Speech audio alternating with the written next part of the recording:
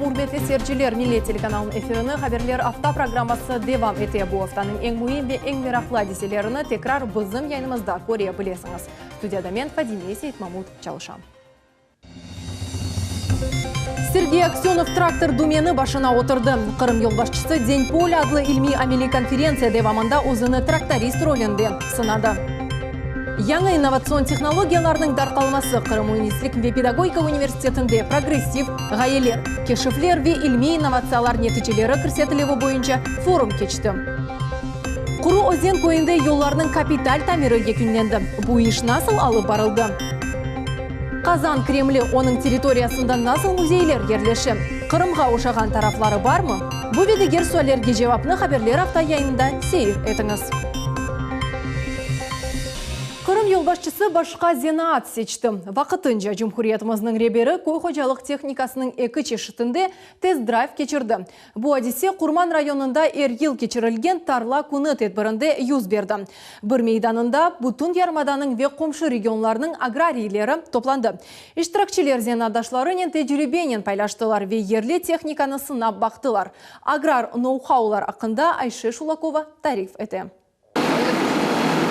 Qrim'nin yolbaşçısı Sergey Aksyonov zanaatını danıştırdı. Vaqtincha o'zini traktorist rolünde sınab baktı ve birden iki texnika çeşitinin dümeni başına oturdu. Agrariylerinin işini yengilleştirdi. Я понял, что я смогу качественно обработать, то есть если будет необходимость. Хорошая техника на самом деле, комфортные условия для водителя. Beli olğanı gibi Sergey Aksyonov tek Cumhuriyetini degildi, texnikani da yaxshi idare etdi. Başkalarga bakmak ve o'zini göstermek yıl geçirilgen tarla kuni adlı ilmi-ameli konferensiya Qrim'nin agrariylerini birleştirdi. Traktorlar, kombaynlar, organ ve buğday temizlegen maşinalar, tarlalarda yerli maşina kuruvunun zemanevi erişmeleri. Bu kombayn bir mevsimde 1000 gektar bereket jiya bile. Kuchli universal maşina. Avanın çeşit şaraitlerinde çalışa. Esası ise yerli mında çıkarılgan. Rostov şirketinin böyle maşinaları Qrim tarlalarında yaxşı çalışa. Работает с большими жатками, 7-метровыми и с 9-метровыми жатками. Вот, энергоемкий, мощный комбайн. Еще большое преимущество того, что его можно приобрести по программе ОПТ. Это очень большой плюс для крымских аграриев. Можно без денег получить технику на 7 лет по 3%. Bu öz yürer püskürgüç 3 adi traktör yerine çalışa. Onu Samara şehrinin zavodunda çıkaralar. Evvel olar uçaklar istisal etediler. Şimdi ise kökten yerge düştüler. Bugün olar unikal koy xo'jalig'ida çalıştırılgan maşinalarını çıkaralar. Преимущество этой машины в том, что она модульная. Она может работать как опрыскиватель, так и разбрасыватель. И имеет два типа колес. Для узких колес пропашные и широкие для раннего выхода в поле. Halk arasında aytalar. Toprakka qaysı urluq düşse o ser. Qrim Koy Xo'jalik Akademiyanın xadimleri bu fikirge emiyet bereler. Olar bileler. Saçılgan malzemenin keyfiyeti yaxşı bereket toplamağa tesir ete. В таком тандеме мы выбираем сорта для Крыма наиболее продуктивные, и благодаря этому даже в прошлом году в засушливых условиях на некоторых полях мы имели и 50, и 60 центнеров с гектара. В этом году однозначно супер. Просто супер. Дай бог, дай бог. Devlet destek göstergeni sebebinden suvnen teminlenuvunun mürekkep şartlarına agrariyler alıştılar. Qrim Koy Xo'jaligi sahasında destek olarak 5 yıl devamında 9 milyard ruble elde etti. Подбираем, по сути, для каждого района, то есть оптимальный сорт. При средней урожайности, вы помните, в прошлом году с учетом засухи 16 гектар, 16 центнеров с гектара. В среднем по Крыму, даже когда хорошие года, 32-34 центнера с гектара урожайность, а здесь сорта дают по 60. Ну, обновление техники, конечно, слава богу, то есть вот сегодня 60% техники новой в хозяйствах. Все районы получили, имеют ее в полном объеме, 100% практически, никому нанимать технику дополнительную не надо. Ну и сама техника другого качества, то оборудование, которое сегодня есть, позволяет обрабатывать с большей эффективностью. Tarla kuni Qrim'nin esas tedbirlerinden biridir. Bu biznes topluluğunun investitsion loyihalar müzakere etilib ve anlaşmalar imzalanıp için meydandır. Более 700 человек, более 400 представителей всех техники. Это рекордное за последних 5 лет. Я думаю, что мы на правильном пути. Qrim'nin Koy Xo'jaligi veziri Andrey Rymshin tarif etkenine göre bereket jiyuluv kampaniyasi taxminen 1,5 haftadan son başlanacak. Ayşe Şulakova, Ramazan Alivapov, Millet üçün. Qrim qarayları öz dini liderleri Seraya Şapşalının hatıra kununu qaydettiler. Bu sene MD Qaray Cemaat Teşkilatı öz 30 yıllığını qaydetti. Yıl geçirilgen bayram Yarımada'da yaşagan episli qaraylarını bir yerde topladı. Onlar arasında muhbirlerimiz de bulundu. Чуфут қалені қарайлар, Жуфут қale деп адлайлар. О ерде ярымададаки эпосы қарай жемиетлерінің векилері топланды. Онлар жадам қарайларының дини лидері Серая Шапшалның хатыра күніне бағышланған байрамға келділер. Қарай милеті үшін бұл эмиетлі шахыстыр. Серая Шапшал қарай тілі луғатының яратылуына бұйық исе қошты. Ве өз халқының турмушындан ескіден қалған шейлер коллекциясыны топлады. Серая Шапшал, помимо того, что был духовно-светским главой, он был еще и великим ученым. Он оставил после себя достаточно серьезное научное наследие. Это более 100 научных трудов, посвященных разным сферам жизни крымских караимов. Это и не только крымских караимов, и других тюркских народов. Байрам кечирилген ер тимсаль ташы bu yerде Серая Шапшалның эчдатлары 19 асырының орталарына кадар яшадылар. Ветаман bu yerде 1916 сененің майыс айында Онагахан, яғни Қырым қарайларының дини велядини лидері унваны берілді. Тедбірінің иштиракчилері тек қарайлар үшін дегілді Қырымның жеми халқының аман эсенлігі үшін ибадетлер кечірділер. Бұл 19 асырда құрылған бұйық кенаса олды. В храмовом дворике есть два храма. По легендам караимским о том, что вот тот храм, который слева от нас, он был более старый, но потом был выстроен новый храм, то есть вот эта кафедральная киноса, а то немного пришло в упадок. Қырымда қарай жема тешкіляты башлап чалышқанына бұл сене 30 ел тола. Тешкілятын мақсады Қырым қарайларына айы тарихи медени асабалықның сақланулығы веғайырдан тікленілуідір. На этом мероприятии возникла такая идея рассмотреть возможность и размещение этной деревни караимской, поэтому вот мы этот вопрос будем отрабатывать совместно с караимской общиной и будем, конечно же, выносить на уровень главы республики. Надеемся на поддержку, чтобы караимский народ имел все основания для вот такого развития, для возрождения культуры. Я, когда пришел на работу в Совет министров, была как раз перепись населения. Их было 814 человек по всему Крыму. Сегодня караимов в Крыму осталось всего 600 человек. Поэтому вот такие мероприятия очень важны, чтобы весь мир знал, что это такое. Байрам тедбірінде қарай жемиетлерінің векилері девлет мүкафатларынан тағдырленді. Бұл Қырым Жұмхуриетінде қарай медениеті ғайырдан тікленілуіне ве рағбетлештірілуіне қошылған бұйық исе үшін. Айша Шулакова, Руслан Минаев, Виталий Голубев, Миллет үшін. Мерджан ансамблінің қыз ве егіт иштиракчилеріне 12 костюм бағышланды. Олар сана ве чықышлар үшін тікілген. Бұғайы Қырымның Девлет Милетлер Ара комитетіне ве халқлар достығы евіне айыт. Сейтлерінің ойын ансамблі 10 ел девамында мемлекетіміздің чешіт мейданларында тамыр халқының медениетіні тақдым ете. Енді олар ярымада саналарында яңы киімлерді чықышта бұлынажақлар. Бойле костюмлер ярымаданың милли медени мұхтариетлері ве милли ижади коллективлерінің техник базасы пекеті черчевесінде тікеле. Умумен 4 ел девамында 380 костюм яратылды. Олардың умуми фияты 126 000 рублені тешкіл ете.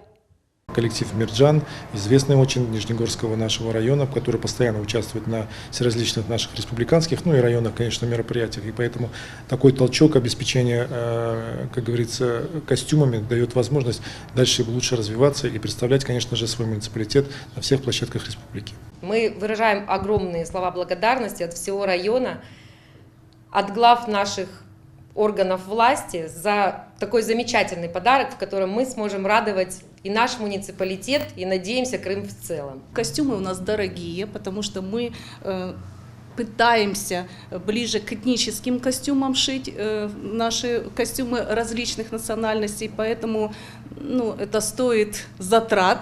Но, тем не менее, нам не стыдно, что в таких прекрасных костюмах наши дети будут выступать не только на крымских сценах, но и в других субъектах Российской Федерации. Майсының 31-де юзденцияды Қырым геншлері Арби округқа қызмет етмек үшін Арби вертолеттан шықтылар. Ахмеджетте тантаналы шекілде 152 қырымлыларны озғардылар. Мұхберіміз Султания Есетакаева олажақ аскерлеріні озғарды.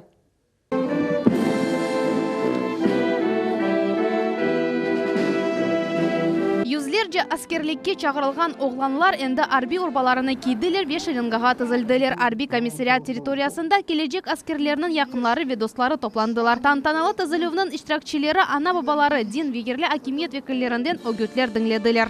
Мы гордимся нашими крымчанами, которые будут служить на просторах Великой России. Хорошей службы! Данил чагырылганын келді. О якында 18 яшқа кірді. Ордуда қызмет етуге яхшы бақа аят мектебіні ербір еркек кечмек кереклігінде емин. Меня призвали, ну как бы это и собственная воля тоже. Надо отдать долг родине. Замир да якында студент еді. Енді 2 зенат сайыбы. Десантта қызмет етмек оның арзусы еді. Шымды ава десант ордусына түшкенінден ғурурлана. Образование медицинское, зубной техник. Вот. И развивался также в сфере поварства.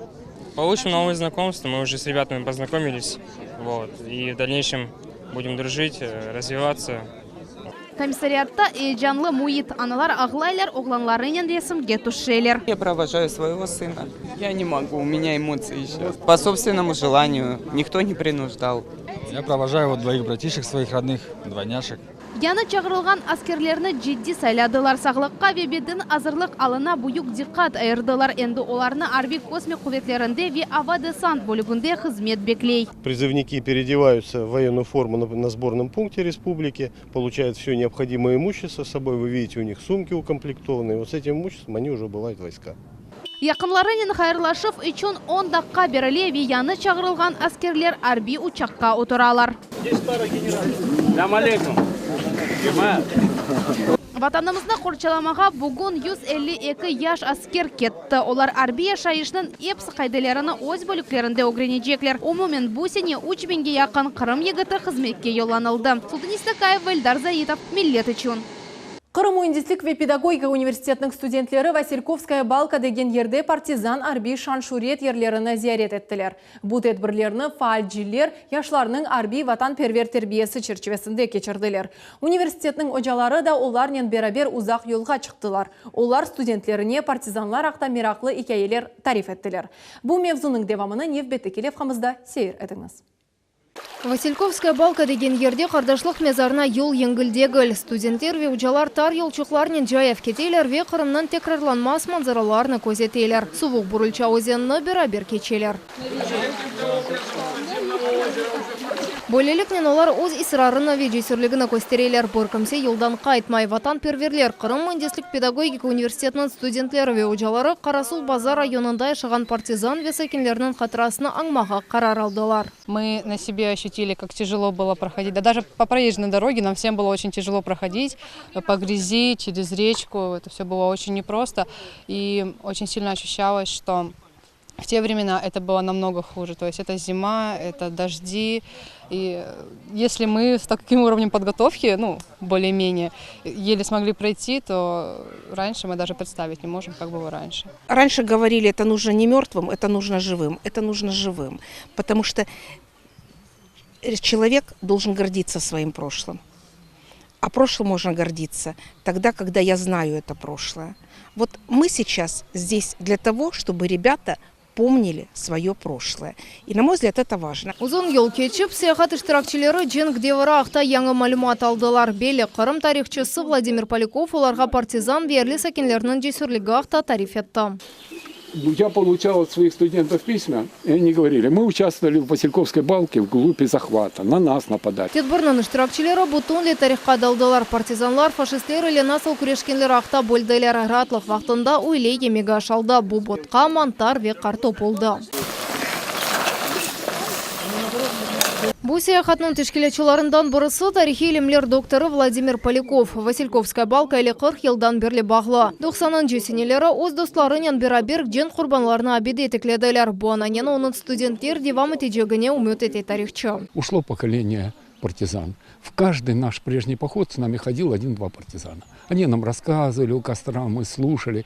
Теперь мы рассказываем. Ну, скоро уже и нас не будет. Но традиции похода в Васильковскую балку будут продолжаться, потому что мои ученики будут рассказывать, как они сюда ходили. Бұл ер тарихқа Василькова фажиасы кабықырды. Бұл ерде фашистлер бұрса девамында Шымали бөлгенін партизанларны ве тынч сәкенлерні күтлеве шекілді үлдірділер. На этом месте в Васильковской балке уже на протяжении нескольких лет лет работает наш поисковый отряд-центр, который по всем расщелинам, по всем прикопам пытается обнаружить максимальное количество всех людей, которые погибли во время этой бомбежки, чтобы их всех можно было захоронить в одном месте, в одном могиле, и чтобы установить уже одно место преклонения. Кардашлык мезарлыгы олган ерде велері казарма ерлешеді. Али оқув юртның студентлері өлдірілгенлерінің қатырасының сухунет дақасынен аңдылар.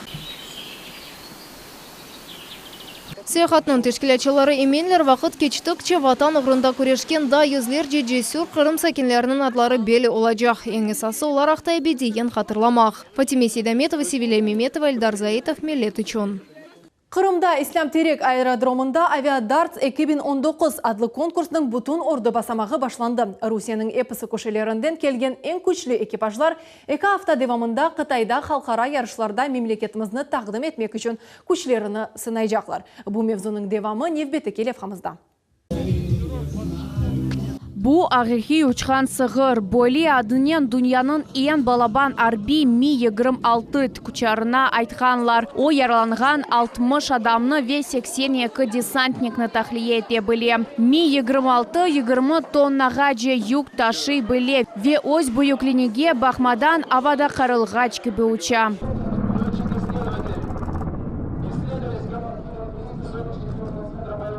Русия арби космик куветлерінің авиацион экипажлары Мусави күреште ең күшірісіні білгелейджеклер. Здесь собраны все рода авиации, армейская авиация, оперативно-тактическая, дальняя военно-транспортная авиация. Ел кечірілген авиадартс арби ярышы 4 басамақтан ибарет ола. Сонкесі қалқара севиеде кечірілі. Конкурста 60-тан зиеде экипаж ве 100 нұсқа арби техника іштирак ете. Русиядеки басамақта ғалебе қазанланған ве бусиянын август айында Қытайға ел алажақлар. Ве анда қалқара басамақта мемлекетімізні тақдим етежеклер. Те, кто отобран для этого конкурса, нет никакой специальной подготовки. Они обычные. Вот мы их проверяем такие, какие они есть. Кто лучше, он движется дальше. Мы селектируем, выбираем лучше. Полигон қызметінің мутихасыслары 70-тен зиеде яны ерас нишаны азырладылар. Бу рахипнин аэродромлары деп сайыла. Бу ерде душман учақлары макетлерінің комплексі, невбетчі учақ аппаратлары, верахипнин инфраструктура объектлері бар.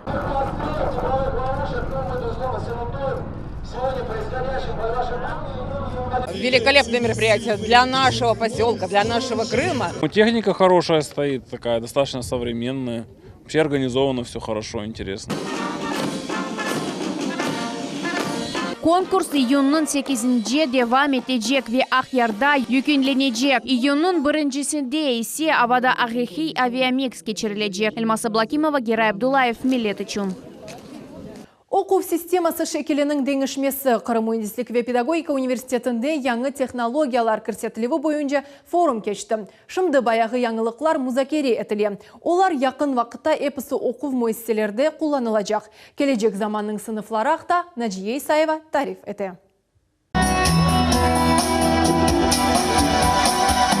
Қырым Муниципалдық педагогика университетінің конференц-залында кеманесесі яңғырай. Болетіп Москвадан келген мұсафірлеріне қаршылайлар. Бүгін мұнда инновацион форум башланды. Москвадан келген ЕИТ оқув муэссесіне өз яңылықларını тақдим етті. Бұл интерактив тақта ве роботлардыр. Работаем очень тесно с самыми передовыми вузами страны. Это МВТУ имени Баумана. Мы очень тесные связи у них. Вот, ну, я говорю то, что вот об инженерных, а что говорить о педагогических технологиях, дошкольных образовательных технологиях, то тут мы работаем очень тесно с Казанским федеральным университетом, со Свердловском очень, с Екатеринбургом очень плотно работаем. Поэтому ну, мы выбираем такие вузы, успешные вузы, меняемся опытом, уже к большому вот, моему удовлетворению, что уже и мы можем передавать какой-то свой опыт и этим вузам в том числе. Яңылыкларны ишлеп чыгарганлар эске сынафлардан рейд этмеге теклиф этелер. Бүтүн эсаплар яны илевилер ярдымы иле алып барылажак. Иш үчүн тек монитор ve интернет агы керек олажак. Талебелер өз ишини истеген жерде япа билерлер. Вместо мела у вас стилус, а вместо доски у вас дисплей. И вы можете писать, рисовать. При этом нельзя забывать, что так как это дисплей, вы можете в любой момент дисплей превратить в компьютер, нажав одну кнопочку. И здесь уже вы можете на компьютере запустить те уроки, которые вы готовили дома. Forumda Smart Notebook adlı programmada taqdim etildi. Onu hem işxanede hem de mekteplerde işletmege mumkin. O ketkete motola çoxsu adam Smart Notebook'ni proyektor ekranı ya da yazı ve çizuv uchun taxta kabi kullanam. Sergide tek innovatsion loyihalar taqdim etilmedi. Çoxsu proyektler, elektromecmualar ve küçük robotlar kabi endi baquvdan kechdilar ve yaqin zamanda o'quv jarayonina kiritilecek. Крымский инженерно-педагогический университет представляет сегодня площадку робототехники. Это направление является перспективным, и наша кафедра и университет в целом взяли направление по развитию данных специальностей. И робототехника и автоматизация сейчас повсеместно внедряются. И без этого развития нормального не представляется, как говорится, не представляется. Interaktiv taxta o'quv faoliyatini yana basamaqqa ko'targan. Doğru renk seçiluvi sxema ve jedvellerinin yardımının o'g'ranilgan şeyler tez ve yengilce menimsinilecek. Полный комплекс, где совместился интерактив и классическая дидактика для детей дошкольного возраста. Да? То есть детям в этом возрасте нельзя забывать о том, что именно все это развитие происходит при помощи классической дидактики, при помощи игр, тактильных ощущений. Но эта система соединяется с интерактивной доской, и при помощи нее можно на скринтаче на большом, на панели выполнять разные упражнения. Serginin musafirleri buyuk isteknin texnik yanılgılarını bakıp bununla tanış oldular. Bugün eksponat, yarın ise gerçek olacak şeylerini o'z ko'zining ko'rib oldular. Najiya Isayeva, Magomed Nesturov, Millet uchun. Алуштаға баққан Құру өзен көйінде араба yollar қызметі тамир ішлеріні екінледі. Yol деңізден 10 метр ұзақлықта ерлеші. Бұл территорияда сық алда ер ішіле. Тамам олар yolны бойле қазайы алға кетірділер. Бұл меселе насыл чезілгені ве бұңа не қадар пара масраф етілгені ақта невбеті келев қамызда. Бу Алушта судах трассасының ең телікелі yol қысымларындан бараса. Көчлі ағмырлар нәтижесінде суыны yoqытып, юғып кетті десек olur. Yol қызметшілері қазаға қаршы бұйықыншы ат құрдылар. Bu yerде esas konstruksiya yüksekligi 100 metrге yaqin divardir. O 43 demir beton svayadan ibaret. Ularning terenligi 9-13 metrni tashkil etadi. Keçit qismining ustida yangi asfalt to'shilgan piyodalar zonasida qo'ralar yerlashtirilgan. Hepsi kommunikatsiyalar da yanılandi. Это сети связи, электроснабжение, электроосвещение у нас, опоры освещения заменены. И помимо этого участок водопровода, который проходил в непосредственной близости от проезжей части, перенесенный в гильзе, уложен в стороне от проезжей части. Капиталь тамираты 8 ай içinde geçirildi. Sonki hareketler kaldı. Разметка будет пластиковая, пластик холодного нанесения, такой очень прочный, Он хорошо въедается в асфальт и надолго хватает. Кроме этого, они обрабатывают специальными шариками светоотражающими. То есть ночью при движении, при включении свет фар, они дают определенный эффект отражения. Тамир ішлері keçit қысымдан ғайры Құру өзен көй сакені Валентин Котның азбарында да өткерілді. У меня здесь перед домом было по плану замена водопровода, соответственно, старое бетонное покрытие, все было вскрыто, проложено прямо сюда ко мне во двор. Вот находится люк, до этого люка заменена труба полностью.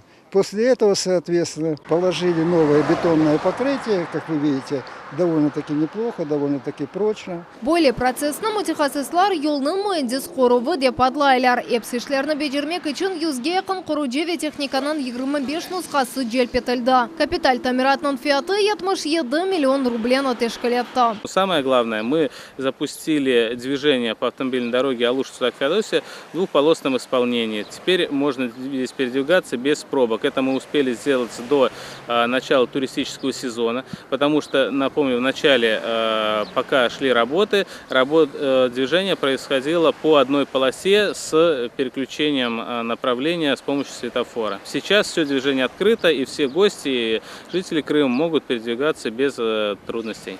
Енді курорт қасабасы өзінің мұсафырлеріні оңайтлық ве хавсызлық шарайтлерінде қаршылай. Шымды Көчі-Көзен көндегі ел қысмы бойынша айны қарар алына. Тамир ішлеріні елінің сонына де башламаға планлаштыралар. Фатиме Сейдаметова, Дмитрий Низовой, Милет Ичун. Қазан Кремлі оның территориясында насыл музейлер ерлеші. Қырымға ошаған тарафлары бармы? Кул Шариф Джума жамесінің құрылжылығына не қадар пара масраф етілді? Бұл суалерге жевапларыны Қазанда біздің телевизион тақымымыз араштырды.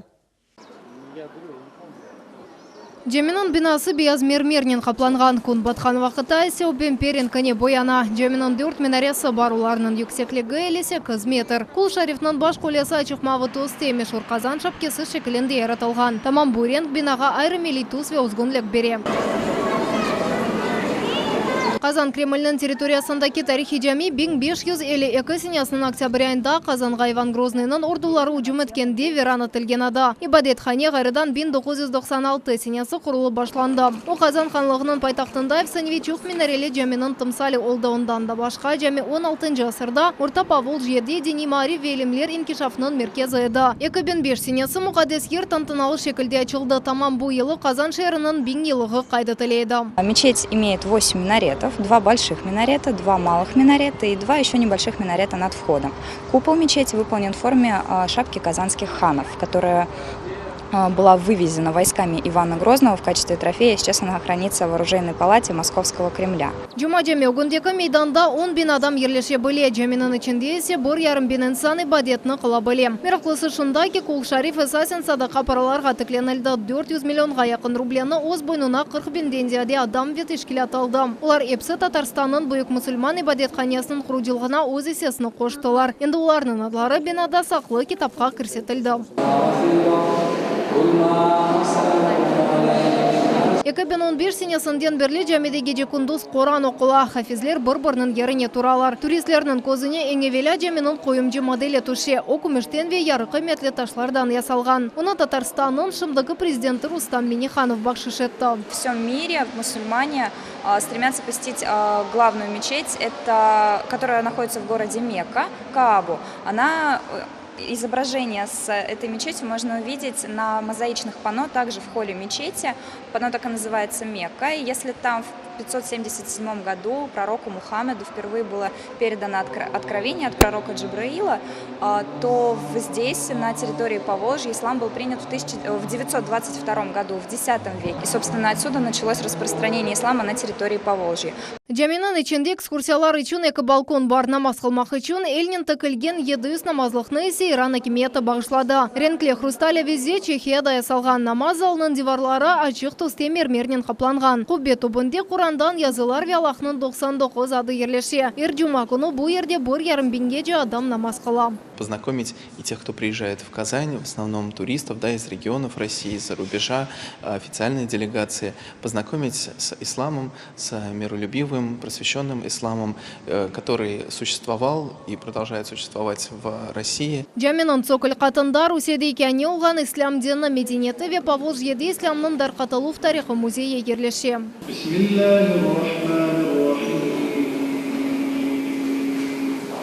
Бұл меркезе экспонат электрон цифрленген Құрандар тәржімесі рус, татар ве инглиз тілерінде. Елі Қазан Кремльні 3 миллионға же турист зиярет етеді. Тама музейде алып барылған фаалиет ислам діні ақта бүлгілерін арттыра. В музее есть основная экспозиция, а есть временные выставки. И эти выставки сменяют одна другую каждые 3 месяца. Это и выставки, посвященные искусству, каллиграфии, орнаменту, миниатюре. Наши выставки мы делаем в партнерстве с российскими и зарубежными музеями, коллекционерами. Так у нас были выставки каллиграфии мастеров из Пакистана, Саудовской Аравии, Турции, Ирана. Музейде Қазан каллиграфистлерінің ішлері сақланыла. Шымды возрождение традиции серлевалы сергі кече. Экспонатларының борынде Муэлиф Улу Турк марифчысы Исмаил Гаспринскийге мұраджат ете. На этой работе выписано имя в жанре тугра Гаспрала Исмаиль Бек. Мустафа Ула написано в центре в форме такого флага в жанре османских тугр, а наверху динде ва фикрде ва эште берлик. Да, известная фраза Исмаиля Гаспринского на татарском языке, которая призывает нацию сплачиваться и трудиться для своей пользы.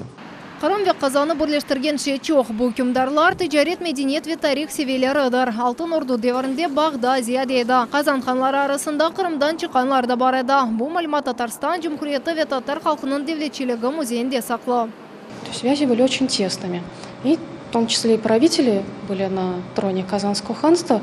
Двое из них были представителями Крымской династии. Но если еще считать наследника царицу Шумбеке у Тямышкира, его отец происходил из Крымского ханства. То есть если бы он сел на престол, то тоже продолжил бы эту династию. Ну и поэтому на территории Кремля, когда проводили археологические раскопки, это происходило на протяжении 20 века, особенно активно 70-е, 90-е годы, находили большое количество предметов, связанных с периодом Казанского ханства, и в том числе там были находки, на которых стояла Крымская тамга, династия Гиреев. То есть как раз она ставилась, показывалось, что этот период правления как раз этих крымских ханов. Казан Кремльнің территориясы 15 гектарға яқын. Бұл ерде әрбір объект диққат қалайық. Фатиме Сейдаметова, София Шукурова, Эрвин Амиралиев, Милет үшін. Бұл нұқтада хаберлер апта яйыны екін чекмекті. Хайырлы хаберлер кележек яйынларымызға қадар көрішмек үзіре сағылықнен қалыңыз.